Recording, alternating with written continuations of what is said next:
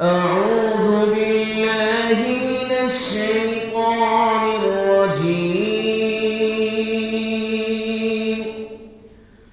بسم الله الرحمن الرحيم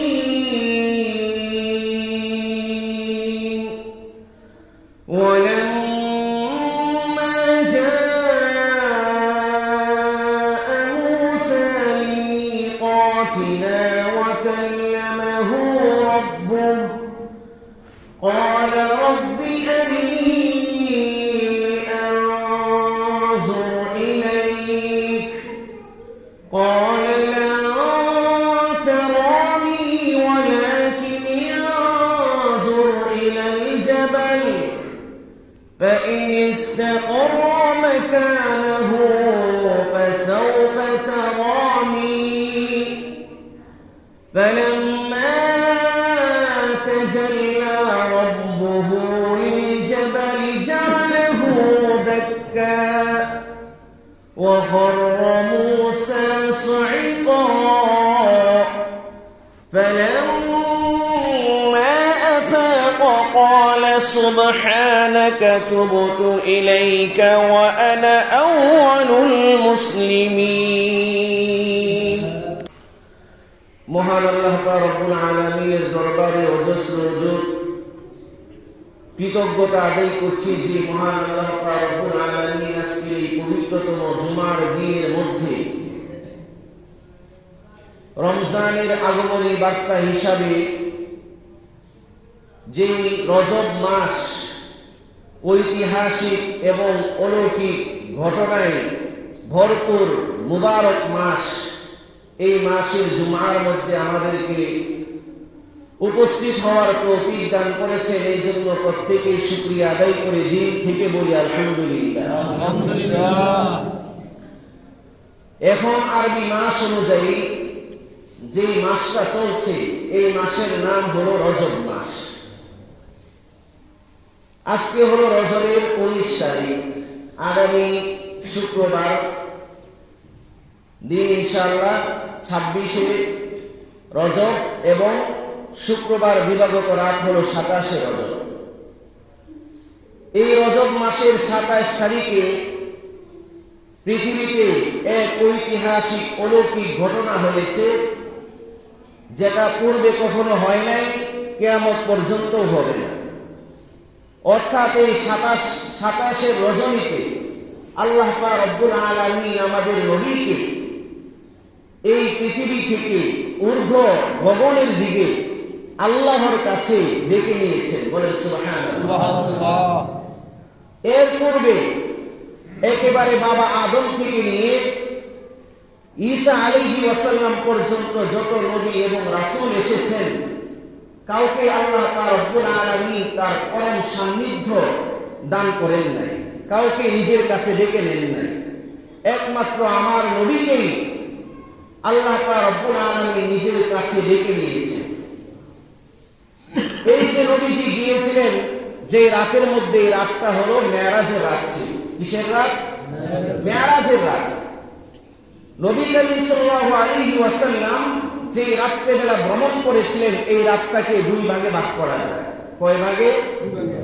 আমরা সকলে শিখার জন্য আসছি, শিখার নিয়তে শুনবো, তাহলে উপকার হবে। এই রাতটাকে দুইটা ভাগে ভাগ করা যায় এবং নবীজির এই রাত্রের ভ্রমণটাকে দুইটা ভাগে ভাগ করা যায়। একটার নাম হলো ইসরা, আর একটার নাম হলো মেরাজ। ইসরা এবং মেরাজ দুইটা ভিন্ন জিনিস, এক জিনিস না। ইসরা এটা আরবি শব্দ, এটার শাব্দিক অর্থ হলো, শব্দগত অর্থ হলো রাত্রিকালীন ভ্রমণ, অর্থাৎ রাতের বেলা যে সফর করা হয় এটা হলো কি? ইসরা। এটা হলো শাব্দিক অর্থ। পরিভাষায় ইসরা বলা হয়ে থাকে যে মসজিদে হারাম থেকে নিয়ে বাইতুল মুকাদ্দাস পর্যন্ত বুরাকের সাহায্যে, বুরাকের মাধ্যমে নবীজির যে ভ্রমণ হয়েছিল এটাকে বলা হয়ে থাকে ইসরা। আর বাইতুল মুকাদ্দাস থেকে নিয়ে রফরফের মাধ্যমে নবীজি যে ঊর্ধ্ব গগনের দিকে সফর করেছিলেন আল্লাহর সাথে কথাবার্তা বলেছেন, আল্লাহর পরম সান্নিধ্য লাভ করেছিলেন, সেই পর্যন্ত ভ্রমণকে বলা হয়ে থাকে মেরাজ। মেরাজের শাব্দিক অর্থ হলো মিরাজ, এটা আরবি ভাষার শব্দ। এই মিরাজ শব্দটা আরবি উরুজ শব্দ থেকে নির্গত। এই উরুজ শব্দের অর্থ হলো ঊর্ধ্বগমন, আরোহণ। আর আমরা জানি আরোহণ করা উপরের দিকে হয় আর অবতরণ করা হয় নিচের দিকে। মেরাজ হলো ঊর্ধ্বগমন বা আরোহণ।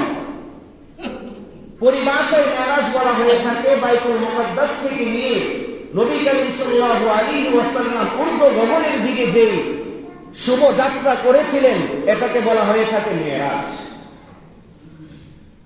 এখন আমাদের কাছে এটা স্পষ্ট হয়ে গেল যে ইসরা এবং মেরাজ দুইটা একই জিনিস না। সংক্ষেপে বলতে গেলে ইসরা বলা হয়ে থাকে নবীজির দুনিয়ার সফরকে, আর মেরাজ বলা হয়ে থাকে নবীজির ঊর্ধ্বগমনের দিকে যে সফর ছিল, সেটাকে বলা হয়ে থাকে মেরাজ। এটার দলিল স্বয়ং কোরআনে কারীমের মধ্যে আছে। স্বয়ং আল্লাহ পাক রব্বুল আলামিন বলেন, সুবহানাল্লাযী আসরা বিআবদিহি লাইলা, সুবহানাল্লাযী আসরা বিআবদিহি লাইলান মিনাল মাসজিদিল হারাম ইলাল মাসজিদিল আকসা। আল্লাহ রাব্বুল আলামিন বলেন, মহান সেই সত্তা, পবিত্র সেই সত্তা, যেই সত্তা তার প্রিয় বান্দাকে রাত্রিকালীন মসজিদে হারাম থেকে মসজিদে আকসা পর্যন্ত ভ্রমণ করিয়েছেন। এখানে দেখেন বলা হয়েছে সুবহানাল্লাযী আসরা। এই আসরা থেকে আসছে ইসরা, আসরা থেকে কি আসছে? ইসরা। দেখেন আল্লাহ তাআলা বলছে ইসরা কাকে বলে, বলছে মিনাল মাসজিদিল হারাম ইলাল মাসজিদিল আকসা। মসজিদে হারাম থেকে মানে কাবাঘর থেকে মসজিদে আকসা মানে বাইতুল মুকাদ্দাস পর্যন্ত যেই ভ্রমণ ছিল, এটাকে বলা হয়ে থাকে কি? ইসরা। এটা কোরআনের কি দলিল। আর সেখান থেকে যে ঊর্ধ্বগমনে সফর ছিল, এটার নাম হলো কি? মেরাজ। এই মেরাজ হলো দুই প্রকার। কয় প্রকার? একটা হলো জাহিরি মেরাজ আর একটা হলো বাতিনি মেরাজ। একটা হলো প্রকাশ্য মেরাজ আর একটা হলো আভ্যন্তরীণ লুকায়িত মেরাজ। আমার কথা বুঝতেছেন? একটা হলো জাহিরি মেরাজ আর একটা হলো কি? বাতিনি মেরাজ। বাবা আদম থেকে নিয়ে ঈসা পর্যন্ত যত নবী এসেছিলেন, সকলকে আল্লাহ তাআলা মেরাজ করিয়েছেন, কিন্তু তাদের মেরাজ ছিল বাতিনি মেরাজ। আর আমাদের নবীর যে মেরাজ ছিল, এই মেরাজ ছিল জাহিরি মেরাজ। বলে সুবহানাল্লাহ। আল্লাহ রাব্বুল আলামিন পৃথিবীতে যত নবী রাসূল পাঠিয়েছেন, সকলকে তিনি মেরাজ করিয়েছেন। সকল নবীদের মেরাজ ছিল বাতিনি মেরাজ। আর আমার নবী সাইয়্যিদনা মুহাম্মদ রাসূলুল্লাহ সাল্লাল্লাহু আলাইহি ওয়াসাল্লামের মেরাজ ছিল জাহিরি মেরাজ।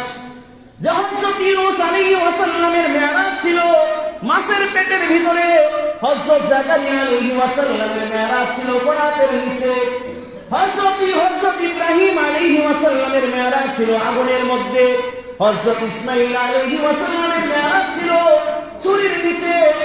এভাবে সকল নবীদের মেরাজ আল্লাহ রাব্বুল আলামিন করিয়েছেন।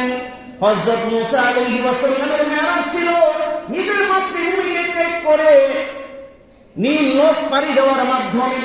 এভাবে আল্লাহ রাব্বুল আলামিন সকল নবীকে পৃথিবীতে মেরাজ করিয়েছেন। সেই মেরাজ ছিল বাতিনি মেরাজ। আর আল্লাহ রাব্বুল আলামিন আমার নবীকে সরাসরি তিনি জাহিরি মেরাজ দান করেছেন। আল্লাহ রাব্বুল আলামিন আমার নবীকে এই পৃথিবীতে ডেকে নিয়ে একেবারে তার পরম সান্নিধ্য দান করেছেন। বলেন সুবহানাল্লাহ। এখন প্রশ্ন থাকবে যে সকল নবীদের মেরাজ হয়েছে বাতিনি মেরাজ, দুনিয়াতেই মেরাজ। আর আমার নবীর মেরাজ শুধু দুনিয়াতে সীমাবদ্ধ না, বরং একেবারে আল্লাহ পর্যন্ত ছিল। এখন কথা হলো সকল নবীদের মেরাজ দুনিয়াতে কেন, আর আমার নবীর মেরাজ একেবারে আল্লাহ পর্যন্ত, আরশ পর্যন্ত কেন? বুঝতেছেন কথা? সকল নবীদের মেরাজ দুনিয়াতে কেন, আর আমার নবীর মেরাজ একেবারে আরশ পর্যন্ত, আল্লাহ পর্যন্ত কেন? মুহাদ্দিসিনে কেরাম, মুফাসসিরিনে কেরামগণ বলেন যে নবীদের নবুয়তির পরিধি যতটুকু, সীমানা যতটুকু, সেই নবীর মেরাজ ছিল ততটুকু। যেহেতু যত নবী পৃথিবীতে এসেছে তারা পুরো বিশ্বের জন্য নবী ছিলেন না, তারা এলাকা ভিত্তিক, গোত্র ভিত্তিক, দেশ ভিত্তিক নবী ছিলেন। আর আমার নবী শুধু এলাকা ভিত্তিক নবী ছিলেন না, তিনি দেশ ভিত্তিক নবী ছিলেন না, বরং আমার নবী ছিলেন পুরো বিশ্বের জন্য নবী। কথা বলেন ঠিক না বেটি?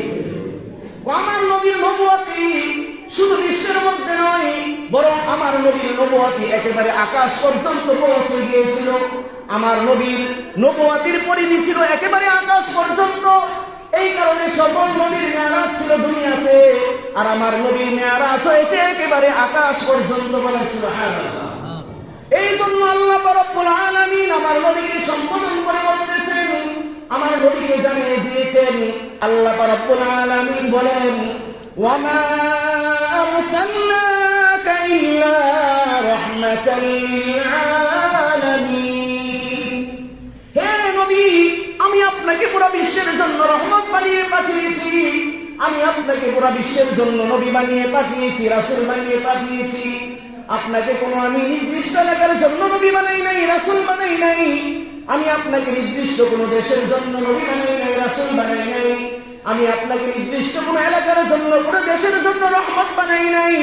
আমি আপনাকে পুরো আলমের জন্য, পুরো জগতের জন্য, পুরো বিশ্ববাসীর জন্য রহমত বানিয়ে পাঠিয়েছি। এই জন্য নবীর নবুয়তির সীমানা সংক্ষিপ্ত না বিস্তৃত? কথা বলেন, সংক্ষিপ্ত না বিস্তৃত? কম না বেশি? বেশি। এই কারণে সকল নবীর মেরাজ হয়েছে কোথায়? দুনিয়াতে। আর আমার নবীর মেরাজ হয়েছে কোথায়? একেবারে আল্লাহ পর্যন্ত, আরশ পর্যন্ত। যত নবী পৃথিবীতে আল্লাহ তাআলা পাঠিয়েছেন, সকল নবীর মেরাজ ছিল ইমতিহান। সকল নবীর মেরাজ কি ছিল? ইমতিহান। ইমতিহান অর্থ হলো পরীক্ষা শুরু। যেমন আল্লাহ রাব্বুল আলামিন হযরত ইউনূস আলাইহিস সালামকে মাছের পেটের ভিতর নিয়েছিলেন পরীক্ষার জন্য। ইব্রাহিম আলাইহিস সালামকে আগুনের মধ্যে নিক্ষেপ করা হয়েছিল পরীক্ষার জন্য।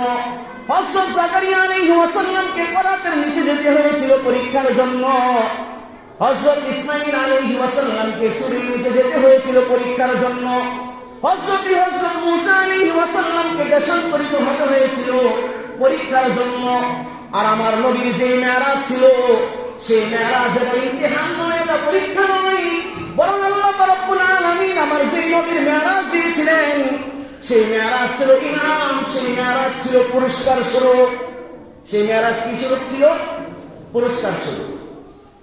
এখন আসেন যে আল্লাহ রাব্বুল আলামিন আমার নবীকে কেন মেরাজ করালেন? আমার নবীকে কেন মেরাজ করালেন? কেন আল্লাহর কাছে ডেকে নিয়ে গেলেন? এটার কারণ তিনটা। কয়টা? মেরাজ করানোর কারণ কয়টা? তিনটা কারণ। তিন কারণে আল্লাহ তাআলা মেরাজ করিয়েছেন।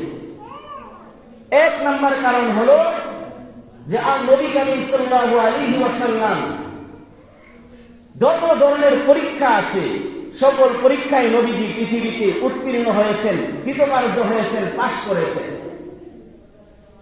তায়েফের ময়দানে রক্ত ঝরিয়েছেন, উহুদের প্রান্তরে দাম মোবারক শহীদ করেছেন। এই দ্বীনের জন্য নবীজি নিজের মাতৃভূমিকে ত্যাগ করে মদিনাতে হিজরত করেছেন। এমন কোনো প্রশ্ন নাই যে নবীজি বরদাস্ত করেন নাই, নবীজি সহ্য করেন নাই, দ্বীনের জন্য তিনি ত্যাগ স্বীকার করেন নাই। আল্লাহ রাব্বুল আলামিন একেবারে আদম আলাইহিস সালাম থেকে নিয়ে একেবারে ঈসা আলাইহিস সালাম পর্যন্ত পৃথিবীতে যত নবী রাসূল পাঠিয়েছেন, সকল নবী রাসূল দ্বীনের দাওয়াতের জন্য যেই পরিমাণ কষ্ট করেছে, মুজাহাদা করেছে, এই সমস্ত কষ্টকে যদি এক পাল্লায় রাখা হয়, আর আমার নবীর কষ্টকে এক পাল্লার মধ্যে রাখা হয়ে থাকে, তাহলে সকল নবীদের কষ্টের পাল্লা মিলিয়ে যতটুকু হবে, আমার নবীর কষ্টের পাল্লা এর চাইতেও বেশি হবে। আমার নবীর কষ্টের পাল্লাই ভারী হয়ে যাবে। বলেন সুবহানাল্লাহ। যে নবীজি কষ্ট করেছেন কি করেন না এই দিনের জন্য? সকল নবীর চেয়ে কম। কথা বলেন, সকল নবীর চেয়ে কম? সকল নবীর সমান না সকল নবীর চেয়ে বেশি? সকল নবীর চেয়ে কি বেশি। এই হলো 1 নাম্বার কারণ। 2 নাম্বার কারণ যে আল্লাহ তাআলা কেন মেরাজ করাইলেন, এই 2 নাম্বার কারণের কথা স্বয়ং আল্লাহ তাআলা বলতেছেন। সুবহানাল্লাযী আসরা বি'আবদিহি লাইলান মিনাল মাসজিদিল হারাম ইলাল মাসজিদিল আকসা الذي باركنا حوله لنريه من آياتنا। আল্লাহ রাব্বুল আলামিন বলতেছেন আমার নবীকে, আমার হাবিবকে আমি কেন মেরাজ করাইলাম? 2 নাম্বার কারণ লিনুরিয়াহু মিন আয়াতিনা, যেন নবীজি আমার কিছু আয়াত, কিছু নিদর্শন দেখতে পারে, এই জন্য নবীজিকে মেরাজ করাইছে। কথা বলেন, নবীজি যখন মেরাজে গিয়েছিলেন সিদরাতুল মুনতাহায় যান নাই? কথা বলেন, গিয়েছে কি যান নাই? গিয়েছেন। বাইতুল মামুরের মধ্যে গিয়েছেন কি যান নাই? গিয়েছেন। জান্নাতের মধ্যে গিয়েছেন কি যান নাই? গিয়েছেন। জাহান্নাম পরিদর্শন করেছেন কি করেন নাই? করেছেন। এই সবগুলো হলো কি? আল্লাহর নিদর্শন। আল্লাহর কি নিদর্শন? আল্লাহ তাআলা বলেন যে আমার কিছু নিদর্শন দেখানোর জন্য আমার নবীকে আমি মেরাজ করিয়েছি। 3 নাম্বার কারণ নবীকে কেন আল্লাহ তাআলা মেরাজ করাইলেন। 3 নাম্বার কারণ হলো যে আল্লাহ রাব্বুল আলামিন আমার নবীকে একটা আমল দিয়েছেন, একটা ইবাদত দিয়েছেন। সেই ইবাদতের নাম হলো সালাত। সেই ইবাদতের নাম কি? নামাজ। আল্লাহ রাব্বুল আলামিন পৃথিবীতে যত ধরনের ইবাদত ফরজ করেছেন সেইগুলিকে তিনি দুনিয়ার মধ্যে ফরজ করেছেন। যাকাতকে দুনিয়ার মধ্যে ফরজ করেছেন, হজকে দুনিয়ার মধ্যে ফরজ করেছেন, রোজাকে দুনিয়ার মধ্যে ফরজ করেছেন, কিন্তু একমাত্র নামাজ, সেই নামাজকে আল্লাহ রাব্বুল আলামিন দুনিয়াতে ফরজ করেন নাই। বরং আল্লাহ রাব্বুল আলামিন আমার নবীকে ডেকে দিয়ে তিনি নামাজকে ফরজ করে উম্মতের জন্য হাদিয়া স্বরূপ পাঠিয়েছেন। বলেন সুবহানাল্লাহ। আল্লাহ রাব্বুল আলামিন 3 নাম্বার কারণ যে এই নামাজ, এই নামাজকে হাদিয়া দেওয়ার জন্য আল্লাহ রাব্বুল আলামিন নবীকে আল্লাহর কাছে নিয়ে গিয়েছেন, যাতে মানুষ বুঝতে পারে যে এই নামাজটা হলো সকল আমলের মধ্যে শ্রেষ্ঠ আমল, শ্রেষ্ঠ ইবাদত। এই কারণে নামাজকে আল্লাহ তাআলা দুনিয়ায় দেন নাই, বরং আল্লাহর কাছে ডেকে নিয়ে এই নামাজকে ফরজ করে আল্লাহ রাব্বুল আলামিন আমাদেরকে দিয়েছেন। এই 3 কারণে আল্লাহ তাআলা কি করেছেন? নবীজিকে মেরাজ করিয়েছেন। কয় কারণে? এই 3 কারণে আল্লাহ রাব্বুল আলামিন মেরাজ করিয়েছেন। এই মেরাজ কবে সংঘটিত হয়েছিল এটা নিয়ে মুহাদ্দিসিনে কেরামের মধ্যে ইখতিলাফ আছে, মতানৈক্য আছে, মতবিরোধ আছে। কোন কোন মুহাদ্দিসিনে কেরামগণ বলেন যে এই মেরাজ হয়েছিল নবুয়তের 5ম বৎসরে, নবুয়ত লাভ করার পরে যে 5ম বৎসর, এই 5ম বৎসরে মেরাজ হয়েছে।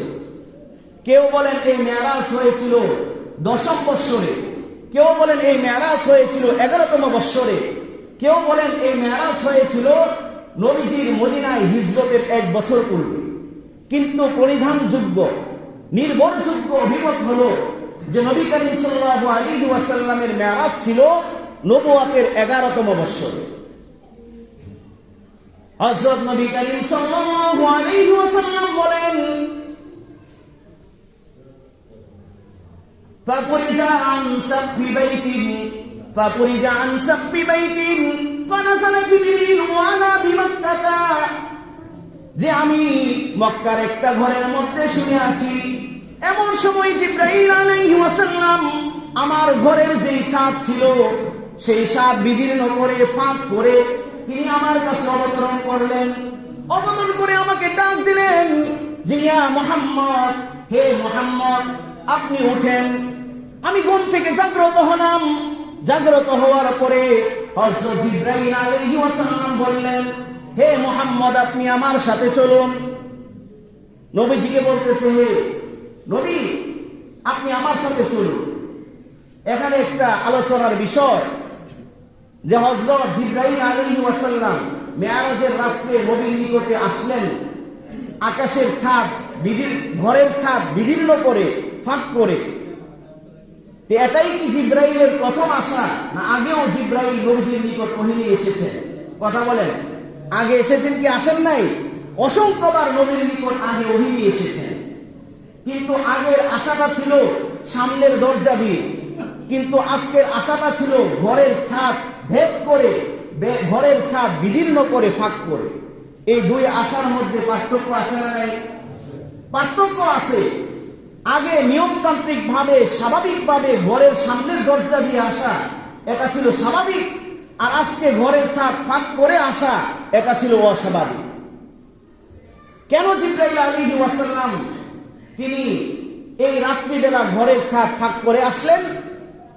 হযরত জিবরাইল আলাইহিস সালাম নবীকে বুঝাতে চাইলেন, হে নবী, এই পর্যন্ত যত কিছু ঘটেছে সবকিছু ছিল স্বাভাবিক নিয়ম অনুযায়ী।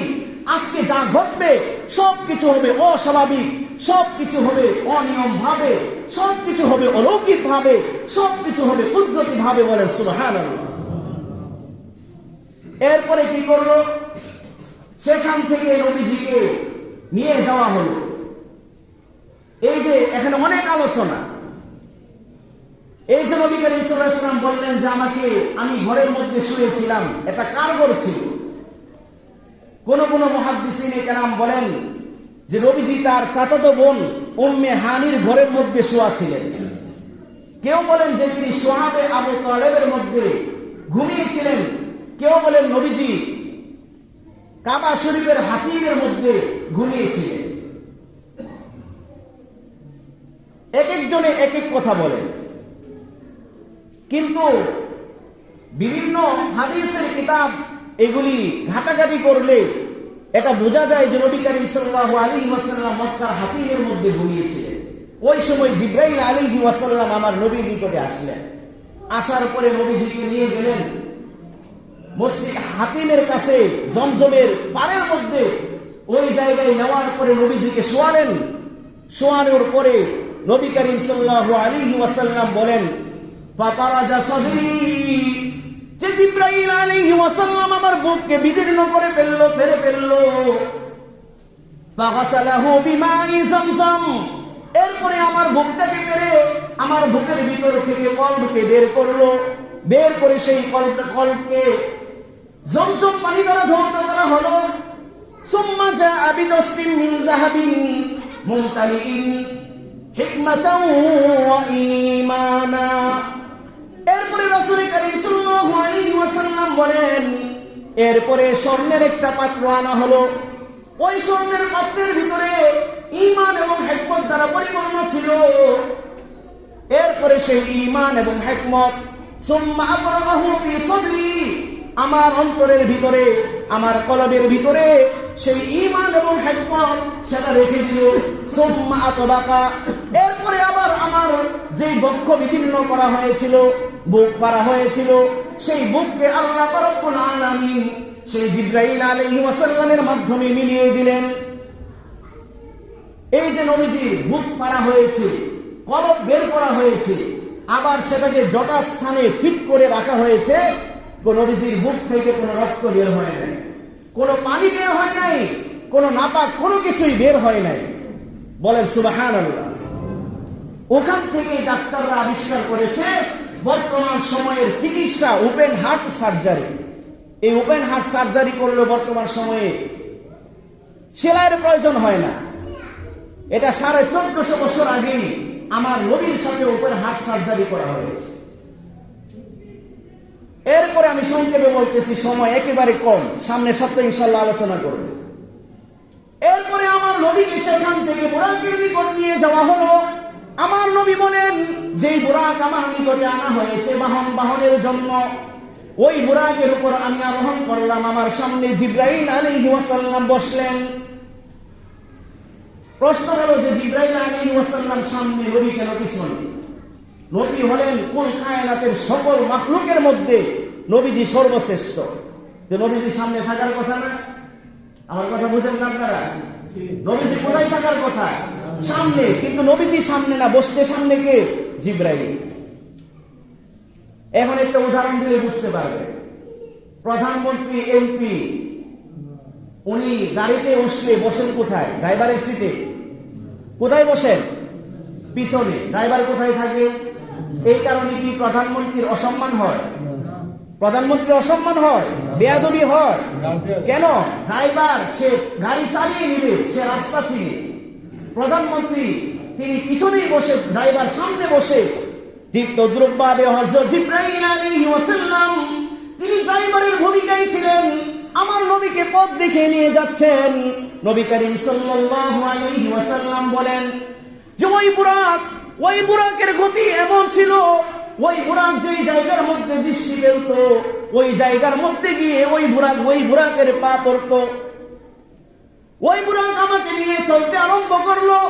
চলতে চলতে সবুজ জায়গার মধ্যে, খেজুর বাগানের মধ্যে এসে ওই বুরাক ল্যান্ড করলো, নেমে গেল। হযরত জিবরাইল আলাইহিস সালাম বললেন, হে নবী, আপনি এই জায়গার মধ্যে নামেন, অবতরণ করেন।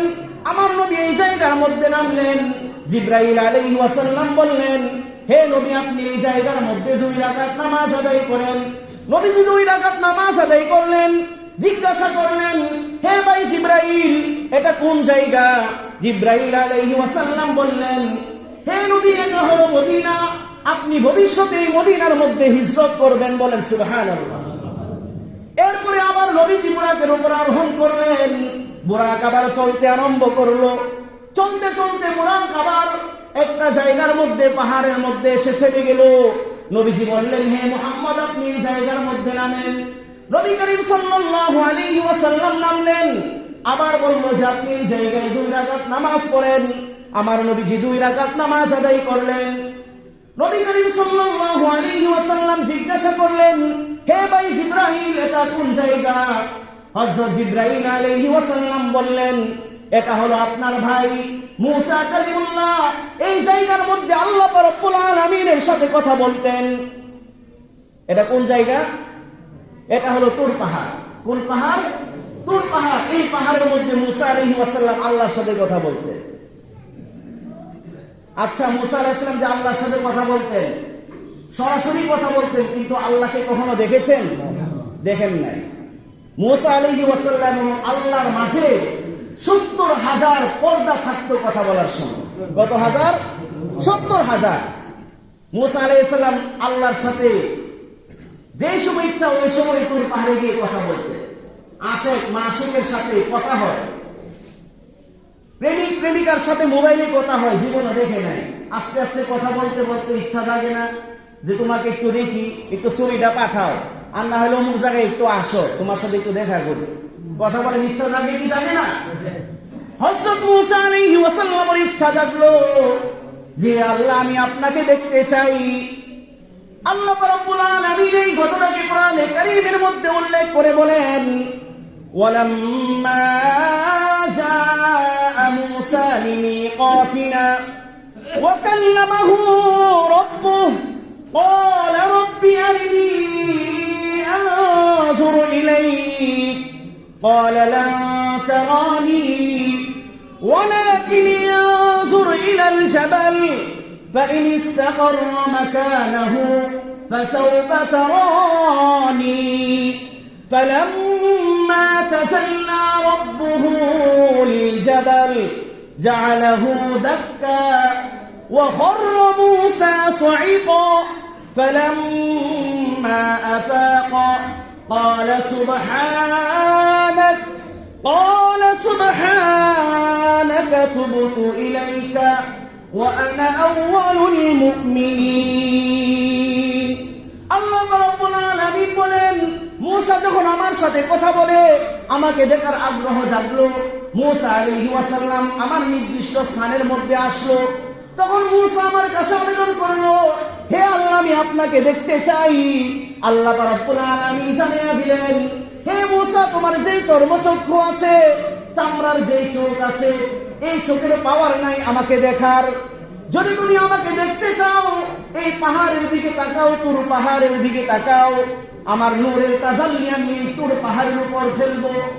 যদি এই পাহাড় এটা যথাস্থানের মধ্যে ঠিক থাকে তাহলে তুমি আমাকে দেখতে পারবে, আর না হয় তুমি আমাকে দেখতে পারবে না। আল্লাহ রাব্বুল আলামিন বলেন, ফালাম্মা তাজাল্লা রাব্বুহু লিল জাবাল, যখন মুসা আলাইহিস সালামের প্রভু ওই পাহাড়ের উপর তার নূরের তাজাল্লি ফেললেন, প্রকাশ করলেন, তখন এমত অবস্থায় জালাহু দাক্কা, যে পাহাড় আল্লাহ রাব্বুল আলামিনের নূরের তাজাল্লিতে জ্বলে পুড়ে তা চূর্ণ বিচূর্ণ হয়ে গেল। বলেন সুবহানাল্লাহ। এরপরে আল্লাহ রাব্বুল আলামিন বলেন, ওয়া খাররা মূসা সাঈকা, মূসা আলাইহিস সালাম তিনি আল্লাহর নূরের তাজাল্লির পাওয়ার বরদাস্ত করতে না পারে, সহ্য না করতে পেরে তিনি বেহুশ হয়ে পড়ে গেলেন। এরপরে ফালাম্মা আফাকা ক্বালা সুবহানাক